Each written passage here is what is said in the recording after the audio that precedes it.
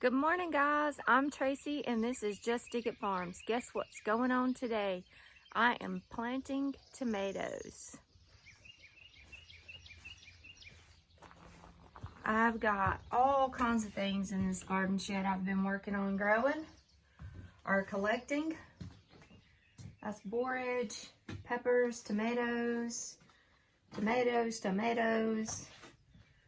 nasturtiums, calendula, marigolds, sweet potatoes, some herbs I'm gonna get in the ground. That's just some pretty flowers I'm gonna put in a pot. That's cyclamen, and that is a coleus. And these are seedlings that I'm still working on. They're just super slow. Got some cucumbers.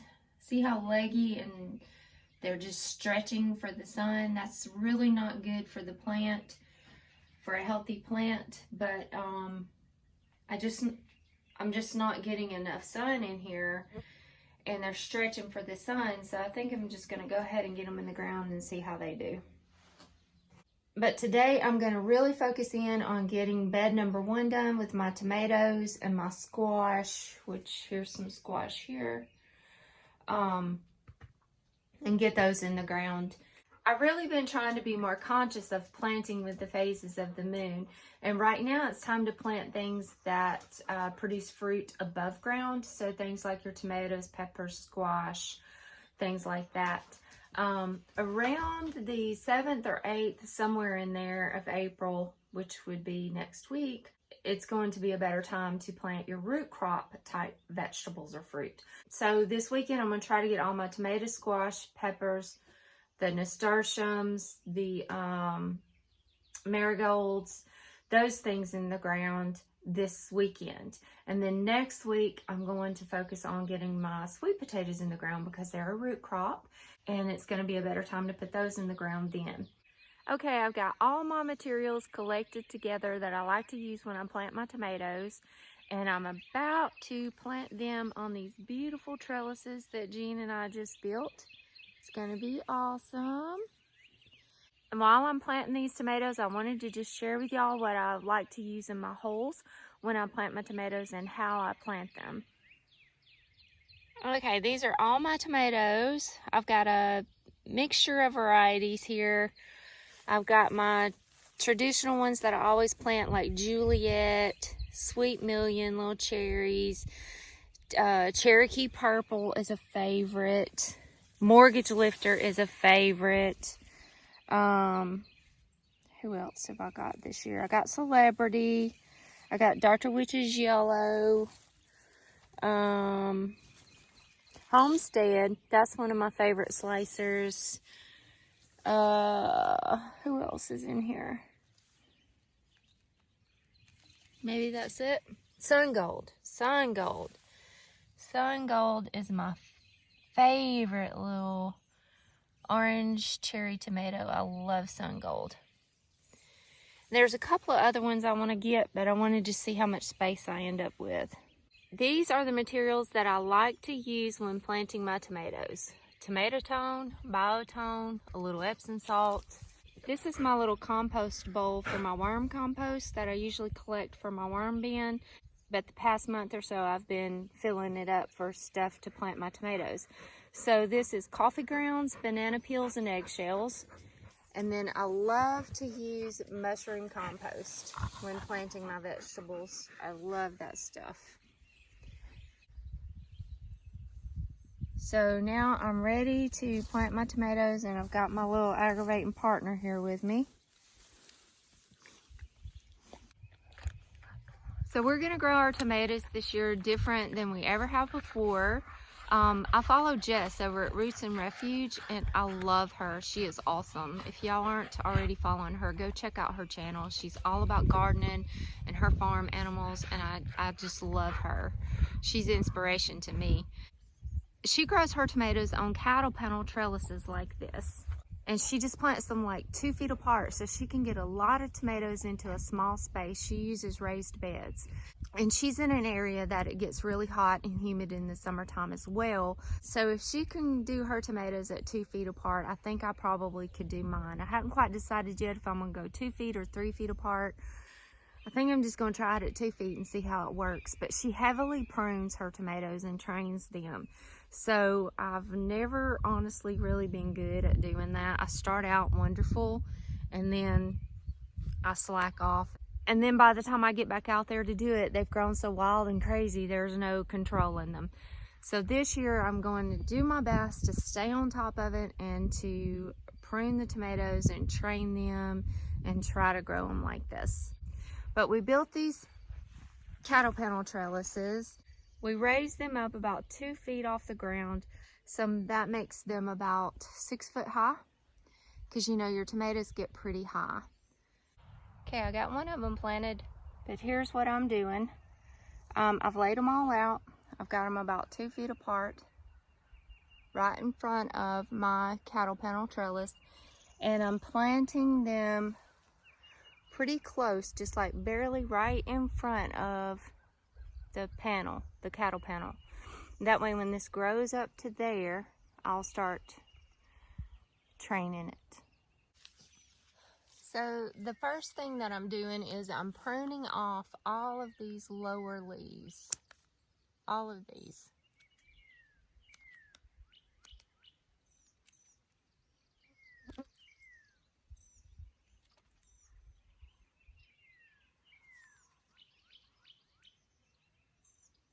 Okay, and the reason I'm doing that is because all up and down the stem of a tomato, when it touches soil, it'll develop roots all up and down this stem.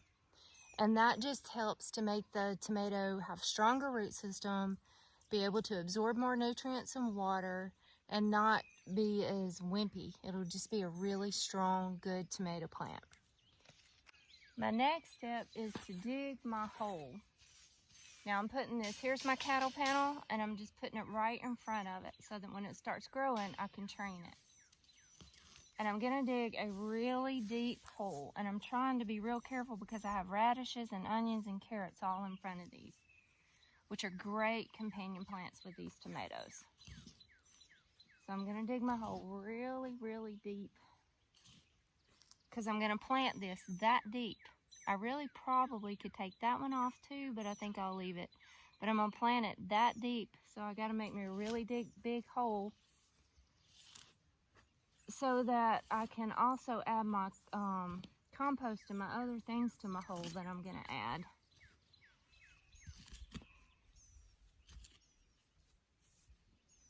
Champ took off with my gloves, so he usually does. If I take them off for just a second, he'll snatch them up and take off running with them so that I'll come chase him and play with him. He's like a toddler. See, I'm digging a really deep hole.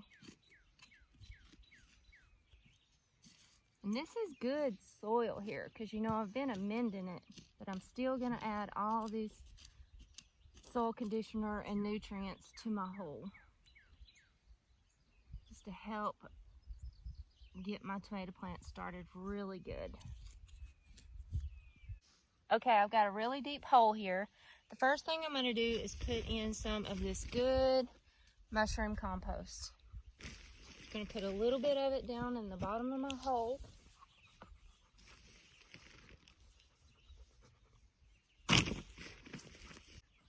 Okay. My next step is I'm going to add a tablespoon of my tomato tone. It's organic. It's just a good mix of nutrients that your tomatoes and vegetables need. It's like a 3-4-6, and it's made up of feather meal, poultry manure, bone meal, alfalfa meal, green sand, sulfate, and potash, and gypsum. So that's what it's made of. It's a great source of calcium, magnesium, sulfur, and other trace nutrients that helps a lot with the blossom end rot. So this is awesome to add to the whole. Now this bag says you can add 3 tablespoons of tomato tone, but I'm just going to add 1 tablespoon, and then I'm going to come back and side dress all my tomatoes with the tomato tone. So I add a tablespoon of that.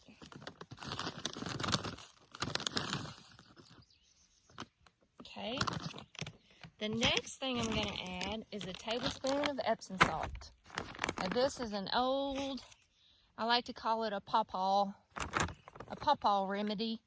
So Gene's grandmother always added this to her tomatoes, and his Uncle Horace, who grew, I forgot how tall his tomatoes were. He was like on the news because he just grew these ginormous tomatoes. And he always used Epsom salt when he planted them, which he said helped with blossom end rot and all kinds of other diseases that happen to your tomatoes. But what Epsom salt is it's magnesium sulfate, and that's one of the most needed nutrients for your tomatoes. So I'm going to add just a tablespoon of this. Now this definitely will burn up your tomatoes, so you have to be careful with that. After I add those 2 things, because they will burn your roots, they'll burn your plant up, I put in some of my soil. On top of that, I put in a little more compost mixed in with my soil. Mix that in. That way the roots aren't directly touching that. And that's just the way I like to do it. My next step is to add biotone, which I use this on almost everything that I plant. It encourages mycorrhizal fungi. It's completely organic and made by Spoma. Mycorrhizal fungi is just a group of fungi that grows on the plant's roots. Now the fungi benefits from the plant's food and nutrients, and in turn they send out their little tiny roots all throughout the soil and take up more nutrients and moisture and bring that back to the plant. So it's a symbiotic relationship between the two. So I love to use this biotone on almost everything that I plant, because it just helps that plant be able to take up more nutrients and more water that all plants need. So I love to use the biotone. And I don't really measure, I just throw some in there, mix it up. Now the next thing I'm going to add is my tomato. So this one is Dr. Witch's Yellow. I've never tried it before, but Jess over at Roots and Refuge loves it. So I'm gonna give it a shot, see if I love it. All right, I got my tomato in there. You see how deep that is. Now the next thing I'm gonna add is my little mixture of compost. My little mixture of things I've got. This is my little worm compost that I collect in the kitchen and then go put in my worm bin.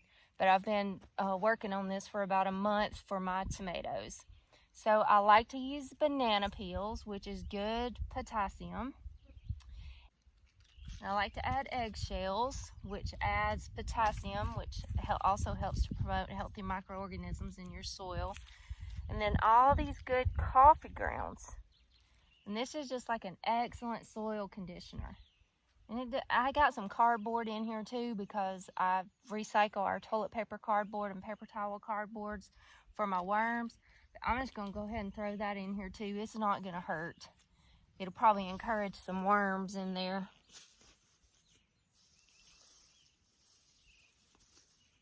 Okay. Then I'm going to add just a little bit more compost, mushroom compost. And there we go. Now I'm just going to plant my plant. Just put my soil in there, and I've got really good soil here, so this is awesome.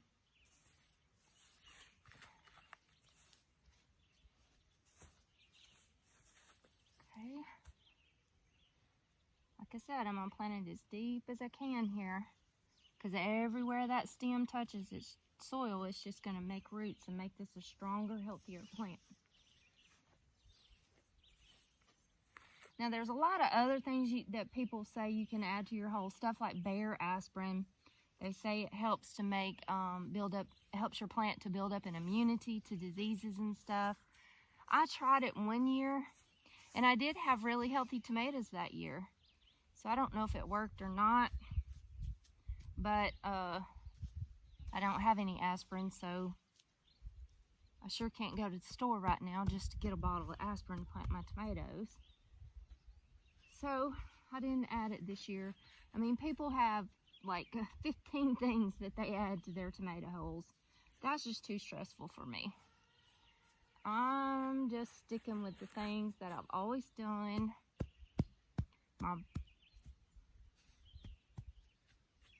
And I've got it planted like really deep here. And then what I like to do, and this is a little trick that Jean's taught me. You just make like a little trench all the way around your tomato plant. Make you a good little trench all the way around your little hill here.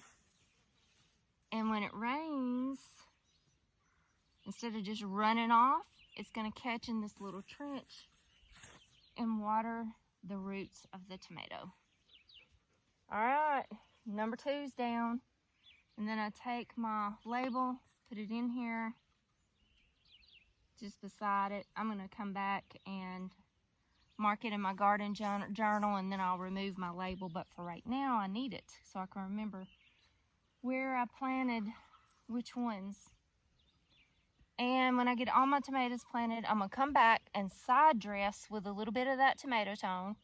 And then I'm going to put down some more hay around it as my covering all around my tomato. I've got some sweet little radishes in here, and carrots and onions. Carrots. So these are good companions with this tomato. Okay, moving on to my next one. I also want to show you this too when pruning the tomatoes. See how this one, okay, first of all, we're going to take off these lower limbs like I told you when we're planting them. But see how this tomato, it has, you know, the little branch coming out here and going up here. And then you've got this one, let's see if you can see it. And then you've got this one that's just kind of coming out between the Y of the branches. Jess and different ones call this like the armpit. So if you've got one coming out right there, you want to go ahead and remove that one. Go ahead and take that one out. And you can see how this one's starting one. So you can go ahead and take that out too. And that's kind of starting one. So I'll go ahead and take that one off. I'm going to remove these and this one. And I'm going to plant my tomato that deep.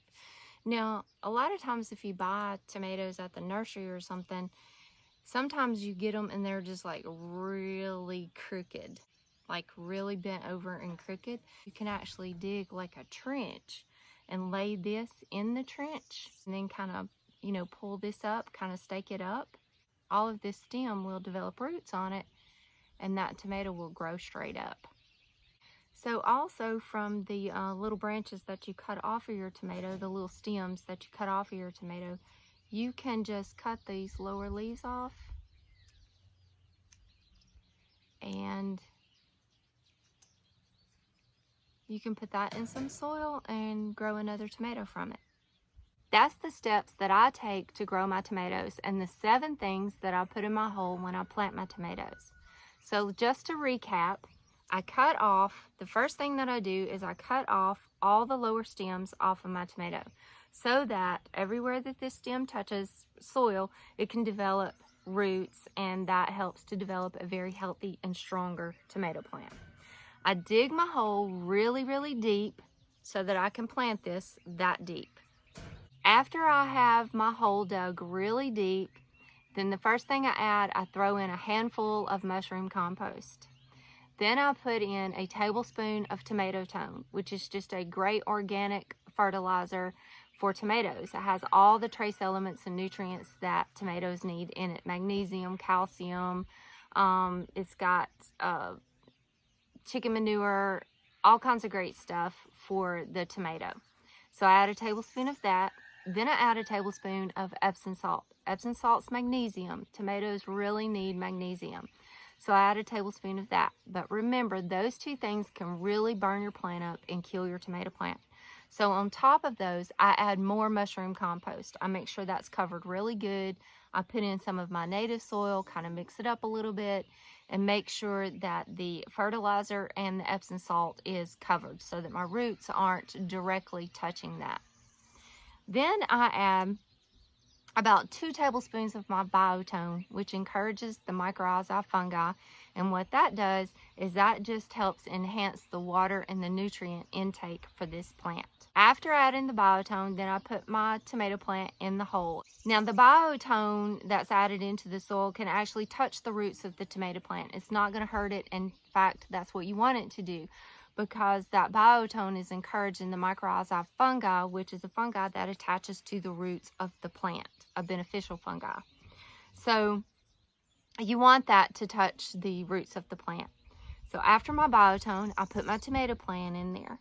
Then I put a little bit more mushroom compost, and then I add my little compost mixture of banana peelings, which is added potassium, eggshells, which is added calcium, and coffee grounds, which is just a great soil conditioner, and all of those things help to encourage microorganisms in your soil. We definitely want that because we want healthy, active, alive soil to be able to grow healthy plants for our bodies so that we can be healthy. After adding those 7 things to my hole, then I just take my native soil and I just plant it all the way up as high as I can go on my tomato plant, make like a hill, pack it in good. Then I come around and make me a little trench around my tomato, which makes like a little water basin. And then I side dress it with a tablespoon of tomato tone, water it in really good, and I come back and put my covering around it, which I'm using mulch hay. So that's how I plant my tomato plants. Now the next challenge is how to keep them pruned correctly and grow them on these cattle panel trellis systems. That's going to be a little bit of a challenge for me because I've never really grown my tomatoes like that, but I'm going to do it this year and we're going to learn together. And if you want to know more about how to grow your tomatoes like this and grow really successful tomatoes, go check out Jess over at Roots and Refuge, because she is like the tomato queen, I think. So go check her out. I'm going to go ahead and finish planting all my tomatoes today and get them in the ground, get them fertilized, watered, get my hay around them, everything that needs to be done for them. And then hopefully I'm going to be able to get my marigolds and my nasturtiums planted around my tomatoes. They're really good companion plants for your tomatoes. The marigolds are supposed to help suppress nematodes. Nematodes are little microscopic roundworms that will really affect and destroy your tomato plants, potato plants, a lot of solanaceae plants, but also carrots. They can harm a lot of your plants, and they're very prevalent in sandy soil, which is what I have. Now there's also beneficial nematodes and there's bad nematodes, and the bad nematodes are the ones, of course, that will destroy your plants. So if the marigolds will help suppress the nematodes, then I'm definitely going to do that. That's also one of the reasons why you want to practice crop rotation, or that I'm practicing crop rotation, is because if I'm planting my tomatoes and potatoes, you know, anything in the solanaceae family this year in this bed, and next year I do like a cover crop in the bed, or peas or beans or whatever, the nematodes aren't going to affect the peas or beans as bad. So if you're doing crop rotation, you're confusing those pests, and that's one of the reasons why you want to practice crop rotation. One of the many reasons. You know, I really don't know if marigolds truly do suppress nematodes in your soil. I mean, I've read a lot of information about it, had a lot of different people tell me that it does, but I don't really know the true science behind it. I don't know if it really does or not. I hope it does. It'd be awesome if it does, but I usually always plant the marigolds with my tomatoes anyway because they're beautiful. I love I love them planted with my tomatoes. I think they're gorgeous. Plus, they also attract a lot of beneficial insects and pollinators. So that's definitely a plus. And if they'll suppress the nematodes, that's even better. So I'm going to try to get those companion plants planted with my tomatoes today. And I'm going to add basil a little bit later. My little basil seedlings hasn't come up yet in the garden shed, and it's because it hasn't been hot enough, and basil needs it really hot. So I'm probably just going to go ahead and buy some basil plants and put them in.